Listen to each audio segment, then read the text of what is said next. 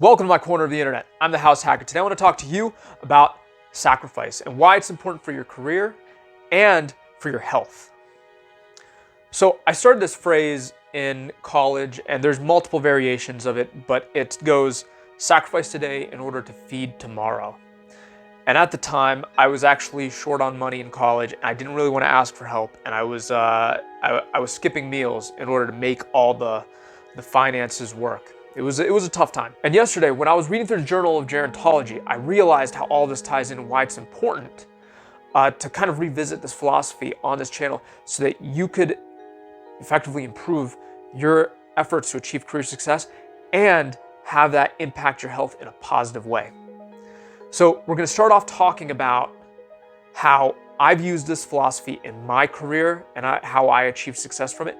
Then I'm going to dive into why it's important for your health to make these changes and approach your career this way. So let's dive right into this. Back in 2013, when I had a year and a half of college left, I was selected to deploy to Afghanistan. I was not particularly excited about this because I wanted to finish my college, but it was mandatory and I didn't have much of a choice. A couple months later, which was still about 2 months before it was time to deploy, they told me that it was no longer necessary. We didn't have to deploy if we didn't want to, and so anyone who didn't want to deploy could just step out right now. And it would have been a minor inconvenience for me to readjust things, but I chose, you know what, I need to just go ahead and knock this out. I know I need to get a deployment under my belt because there's important experience to be learned there. And so I did. I deployed and I sacrificed today in order to feed tomorrow. I put my college on hold in order to get this experience, which I knew I eventually had to get, but I figured now by front loading it, it's probably gonna help me in other ways, and it did. It helped equip me in understanding what I'm learning in college that's gonna be most beneficial for my career. And that gave me a huge advantage as I was completing my final year and a half when I did come back. Later on, after graduating college, I got a job like anyone would normally get, and it was a boring job. It was reading reports that were very similar to reports I've already read every single day, and writing reports that are very similar to the reports I ended up writing every single day. It was very monotonous.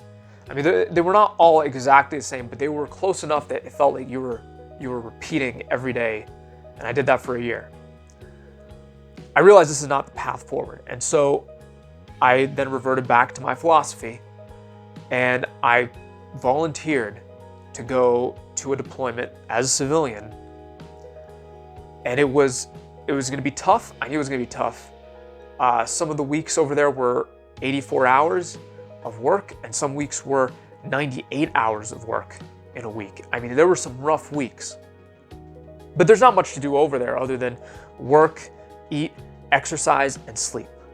So it's mostly working, and then you fit everything else in between. So I ended up doing this for 14 months, and I found that after I got back to the States, this opened all kinds of doors. There seemed to be this unspoken litmus test that you had to pass, that if you deployed for over a year nonstop, it seemed to open some doors for you where people acknowledged that you were the type of person that they could count on reliably and regularly.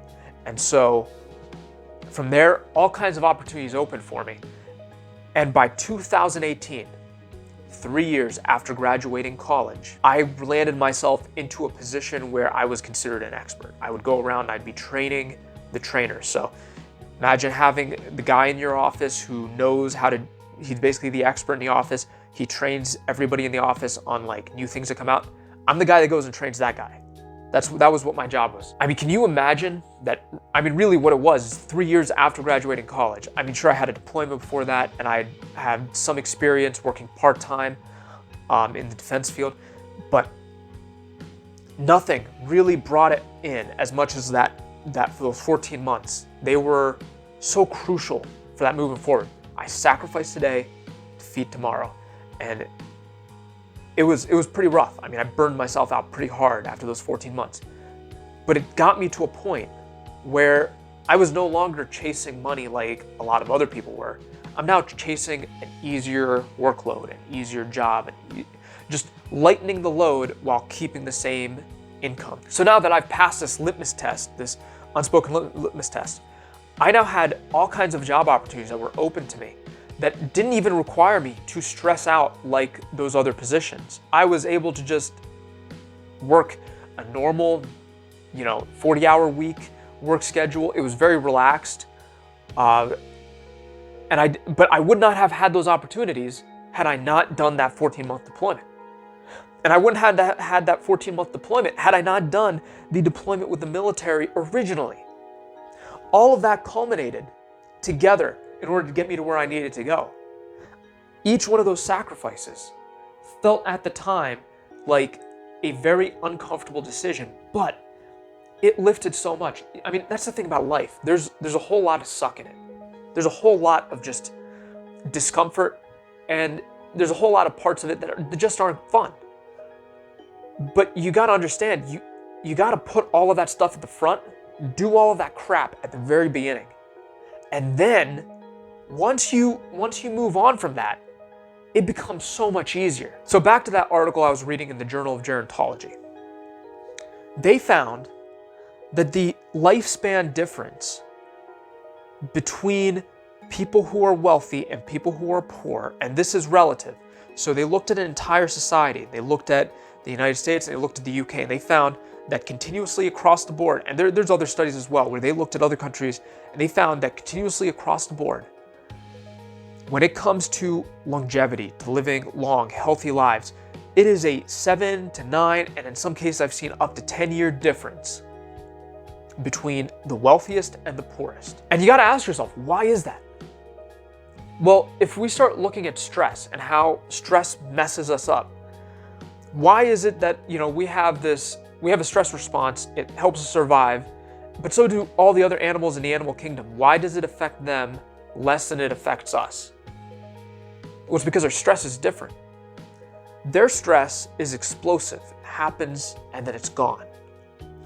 Our stress is this continuous nagging. It's a death by 1,000 cuts.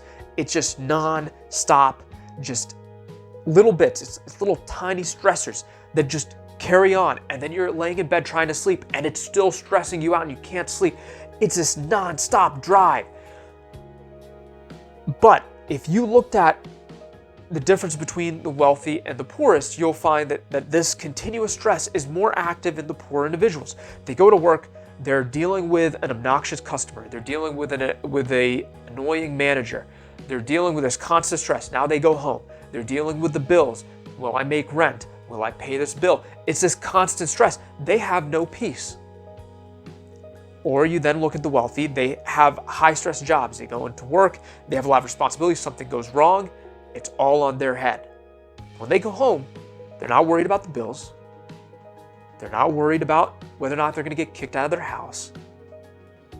The stress is much different. And so if we look at those two approaches in life, you gotta pick, which one do you want? One requires a huge amount of sacrifice and smart decision making at the beginning.